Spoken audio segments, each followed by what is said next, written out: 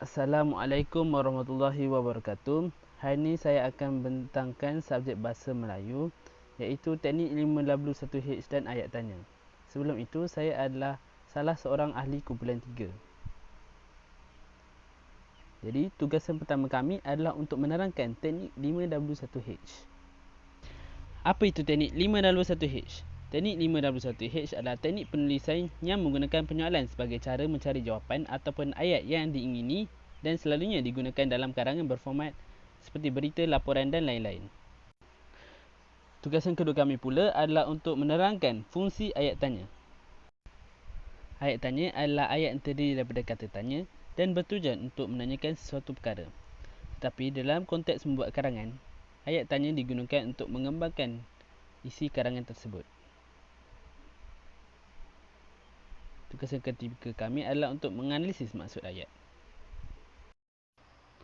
Sebelum itu, saya sarankan agar anda semua membaca buku teks muka surat 106 dan 107 untuk anda semua lebih mudah memahami apa yang saya akan terangkan sebentar lagi.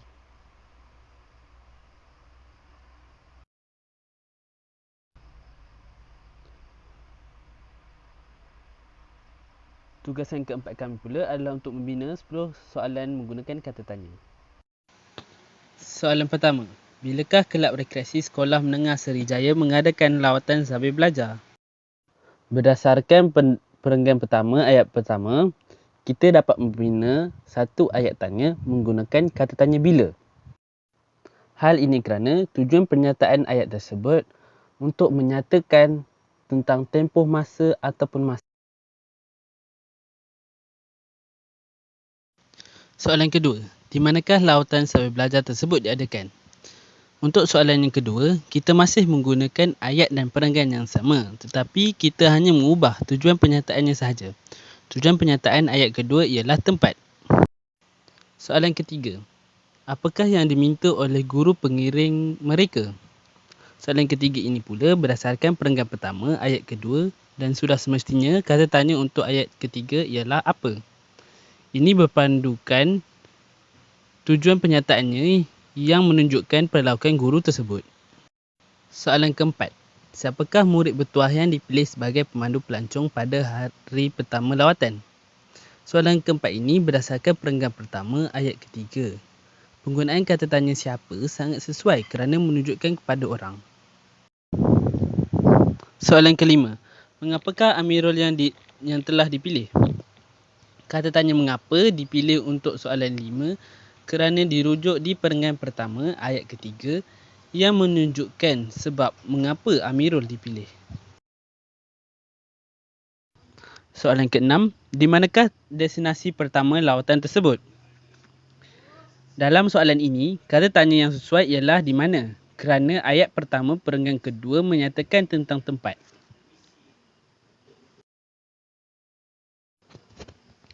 Soalan ketujuh, di manakah destinasi seterusnya selepas mengunjungi ladang teh?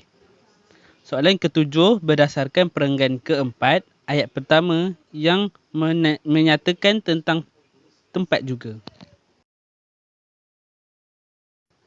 Apakah aktiviti yang boleh dilakukan di kawasan penanaman stroberi?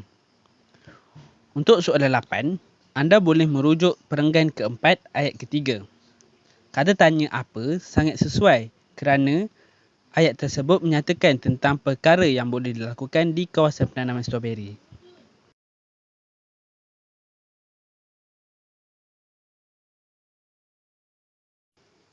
Soalan 9, apakah peringatan yang disampaikan oleh Amirul sebelum meneruskan lawatan? Kata tanya untuk soalan 9 juga ialah apa? Hal ini kerana pada perenggan 5, ayat kedua, Amirul ingin menyatakan sesuatu.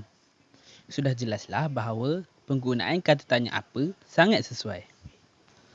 Soalan 10, bilakah lawatan ke hutan lumut? Soalan terakhir ini boleh dirujuk di perenggan 5, ayat yang kedua.